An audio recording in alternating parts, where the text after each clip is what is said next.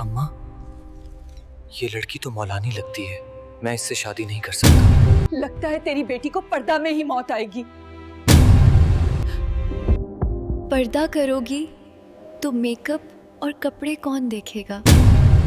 पर्दा में ही रहोगी तो रिश्ते नहीं आएंगे, लोग बड़ी उम्र की समझेंगे। अबाया में तुम्हें गर्मी नहीं लगती? अबाया से क्या होता है, आंखों में बस हया होना चाहिए। क्या आपको भी ऐसी बातें सुननी पड़ती हैं? क्या आपको भी लगता है कि पर्दा करने से जिंदगी महदूद हो जाएगी? आइए देखते हैं कि इस लड़की की जिंदगी इन बातों और खदशों से किस हद तक मुतासिर हुई। मेरी प्यारी बहनों, इस दफ़ा मौसूल होने वाली कहानी है ज़ैनब की। ज़ैनब कहती है, मैं एक गरीब घर से ताल्लुक़ रखती थी। हम 5 बहन भाई थे। मेरे वालिदैन की इतनी इस्तिताअत नहीं थी कि वो स्कूल का खर्च बर्दाश्त कर सकते, लेकिन मुझे पढ़ने का बहुत शौक़ था। एक दिन मैंने सोचा, क्या हुआ जो मैं स्कूल नहीं जा सकती?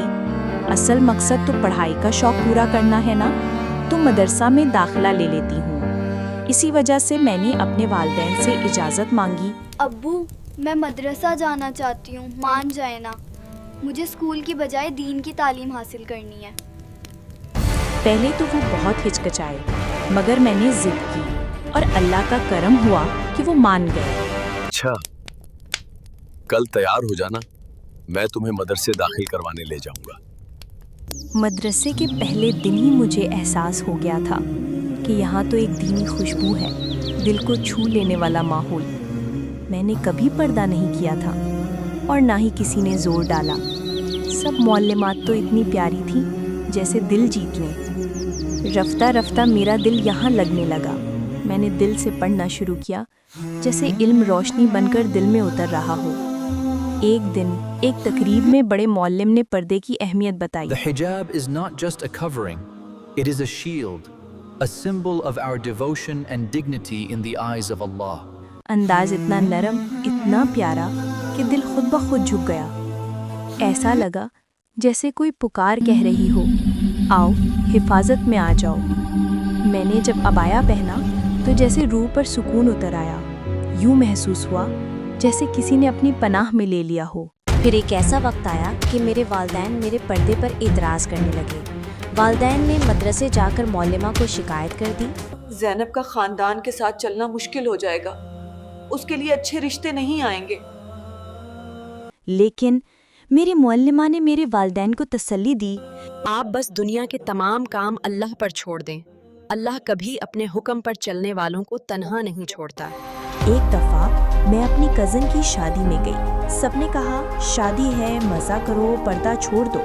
मगर मैंने दिल में ठान लिया कि शादी में भी मैं अपने पर्दे के साथ शरीक रहूंगी। मैं 10 दिन वहाँ रही, बुर्गा पहने रखा, सब कामों में हिस्सा लिया, खाना बनाया, बर्तन धोए, मगर किसी गैर महरम से बात नहीं की। लोग मेरा मजाक उड़ाते रहे। खाला ने अम्मी से कहा, लगता है इसको बुर्गा में ही मौत आएगी। मगर मैंने उनकी बातों को अपने ईमान पर गालिब नहीं आने दिया। मेरे दिल में एक ऐसा सुकून था जो दुनिया की कोई लज्जत मुझे नहीं दे सकती थी। मेरी इस इस्तिकामत को देखकर अल्लाह ने मेरे नसीब खोल दिए। मेरे वालिद बाजार में मजदूरी करते थे, मगर मेरे लिए एक नहायत बेहतरीन अमीर घर से रिश्ता आया। मज़े की बात यह है कि वो रिश्तेदार जो कभी मेरा मजाक उड़ाते थे, उन्हीं के ख़ानदान में मेरा सबसे पहला रिश्ता तय हुआ। हर कोई यही कह रहा था, ये सब दीन की बरकत से है। अल्लाह ने मुझे ना सिर्फ इज्जत दी बल्कि दुनिया की नेमतें भी अता की।